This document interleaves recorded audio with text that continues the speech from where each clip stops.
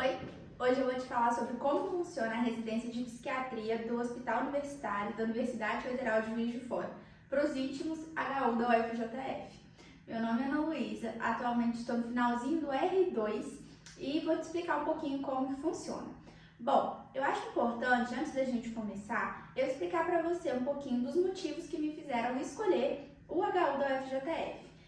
Eu formei na UFJF em 2021 e o HU era a minha primeira opção, por vários motivos. Eu prezava muito pela minha qualidade de vida e Juiz de Fora é uma cidade que tem um custo muito inferior a capitais como BH, São Paulo, etc.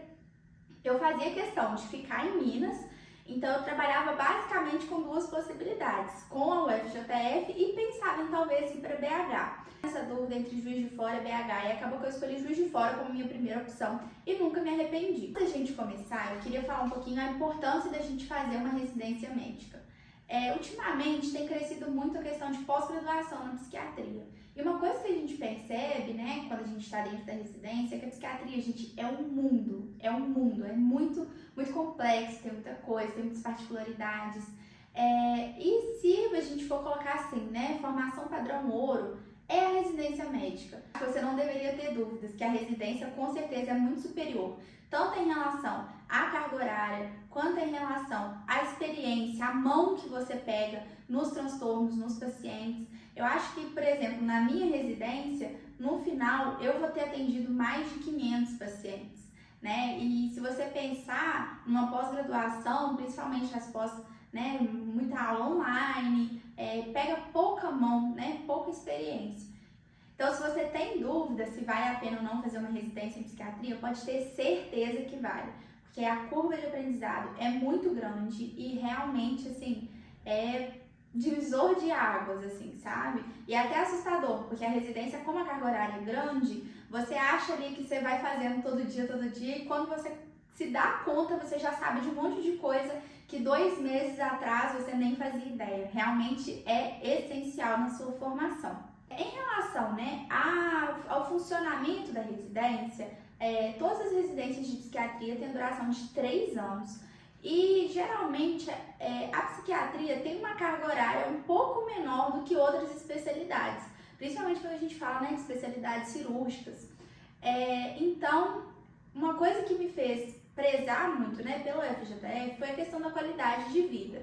Uma coisa que eu acho que você tem que pensar, tem que colocar na balança para escolher a instituição que você vai fazer sua residência é o que é prioridade para você. Você tem que ter muito claro qual que é o seu objetivo e o que você quer fazer com aquilo. Por exemplo, eu sempre soube que eu queria trabalhar em consultório. Então, para mim, fazia muito mais sentido uma residência muito mais forte ambulatorialmente do que uma residência que tivesse um serviço de internação muito mais forte e um ambulatório mais fraco, por exemplo. Então, a partir daí você tem que ter claro quais são suas prioridades para você conseguir escolher uma instituição que vai ter mais o seu perfil. Em relação à estrutura da residência como um todo, né? No R1, a gente fica mais numa parte de enfermaria. Só que o que acontece? O nosso hospital, nosso HU, ele não tem internação psiquiátrica. Então, a gente acaba acompanhando em outros serviços. Isso tem alguns prós e tem alguns contras. Em relação aos prós, como não é um serviço nosso, a gente não tem plantão durante a residência. Isso é muito importante se você for pensar na sua qualidade de vida. De fato, você vai dormir na sua caminha todas as noites, isso vai ser muito importante para algumas pessoas.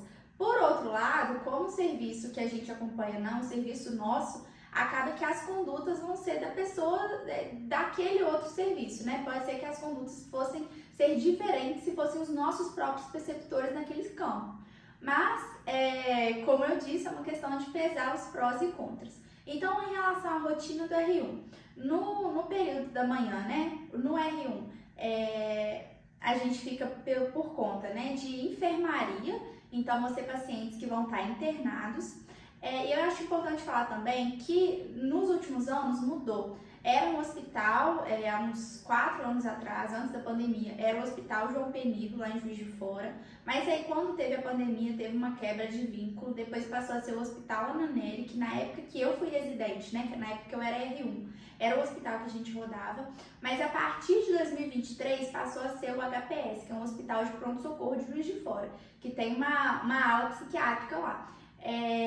Então, mudou um pouquinho essa dinâmica, mas de qualquer forma, o período da manhã do R1 é por conta de internação, pacientes em internação hospitalar. Na parte da tarde, o R1 vai fazer geralmente o ambulatório geral. O ambulatório geral são geralmente casos leves a moderados, e cada dia tem um preceptor diferente, e isso é uma coisa que eu acho muito boa na residência, né, da UFJF.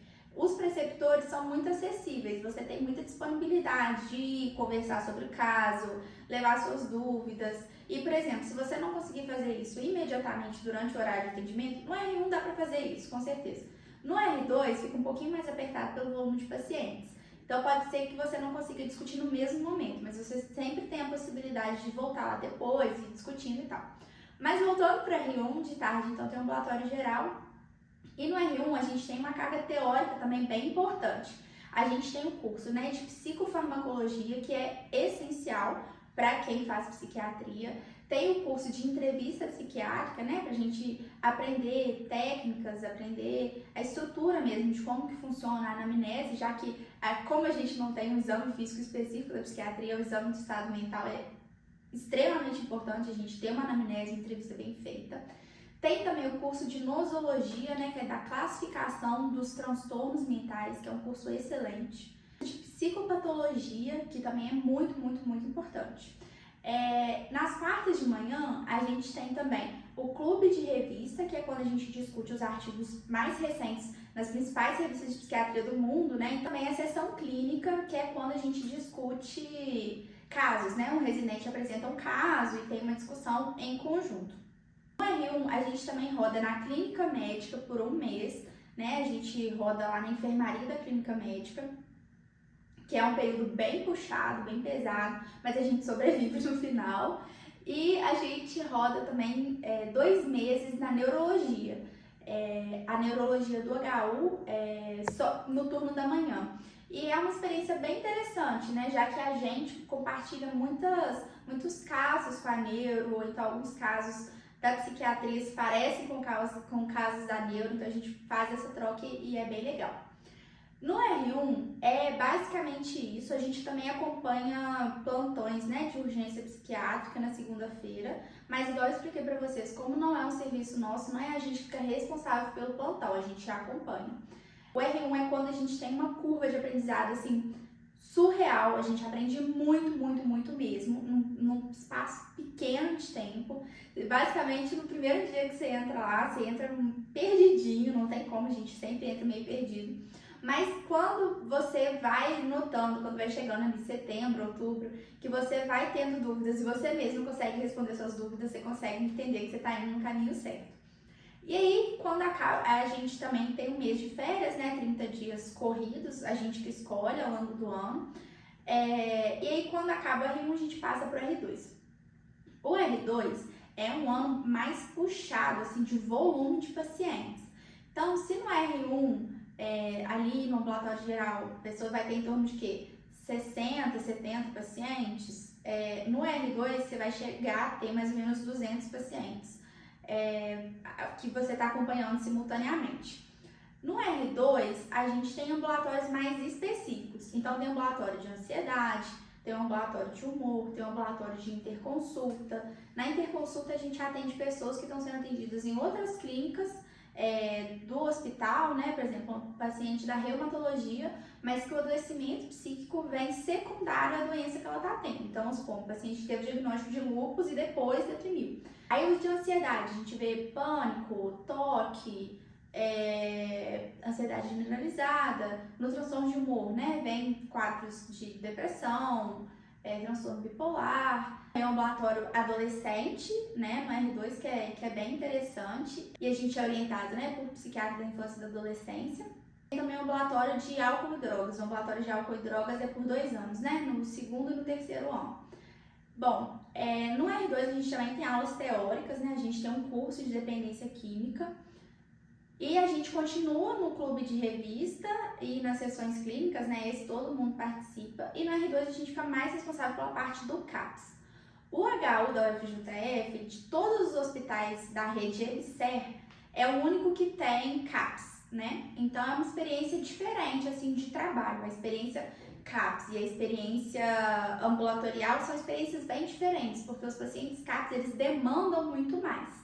Então a gente tem alguns dias na semana que a gente fica responsável exclusivamente por esses pacientes CAPS. E é assim, uma experiência muito diferente, sabe? A gente aprende a lidar, tem muito paciente às vezes que passou anos por internação, aquelas internações em manicômio, muitas vezes são pacientes, né, que não têm família, que tem uma estrutura social muito mais vulnerável e demandam muito mais da gente também. E a partir desse ano, né, de 2024, o R2 vai acompanhar também um ambulatório de dor, mas como é um ambulatório que ainda não começou, não sei explicar para vocês direitinho como é que funciona.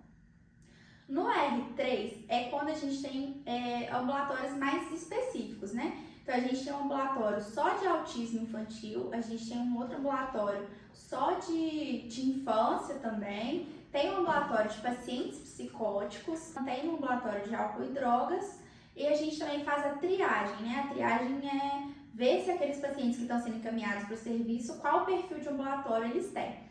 A psicogeriatria, né, que são para pacientes idosos. Tem o ambulatório de transtornos alimentares e a gente também acompanha a forense, né, psiquiatria forense. E esse ano de 2024 vai começar a ter um ambulatório trans e um ambulatório de psicoterapia.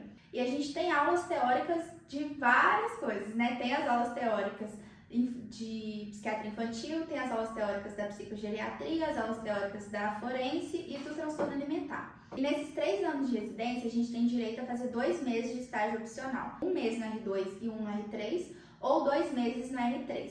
No R3 também, a gente fica responsável pelos pareceres no hospital da universidade, né? Então, por exemplo, tem um paciente internado pela neurologia e eles querem um parecer da psiquiatria. Eles solicitam, a gente vai lá, avalia o paciente, passa a conduta e etc. Basicamente, essa é a estrutura da residência, né? Como que os anos se dividem. Nós somos 4 residentes por ano. A nossa residência é uma residência que eu diria que tem um foco mais ambulatorial, né? Os nossos ambulatórios são ponto-chave, assim, da nossa residência. A preceptoria é uma preceptoria muito aberta, assim, para conversar, para sugerir, para aprimorar, tanto que a gente está começando vários ambulatórios novos, que foram até sugestões nossas mesmo. E eu acho que a residência é um período, assim, de crescimento imenso, a gente cresce muito como profissional, mas a gente também tem um crescimento pessoal muito importante, né? O R1 acho que tem bem esse choque, assim, você começa a ter que trabalhar muitas questões suas que às vezes que aparecem, né? Porque querendo ou não, você está lidando com a história de muita gente e isso muitas vezes pode ser bem delicado. Alguma dúvida específica, alguma coisa que eu não falei, pode perguntar nos comentários que eu te respondo. E espero que você tenha gostado desse vídeo. Manda para algum amigo que tem dúvida também, que tem curiosidade para saber como que é a residência, né, da UFJF. E qualquer coisa estou à disposição. Tchauzinho!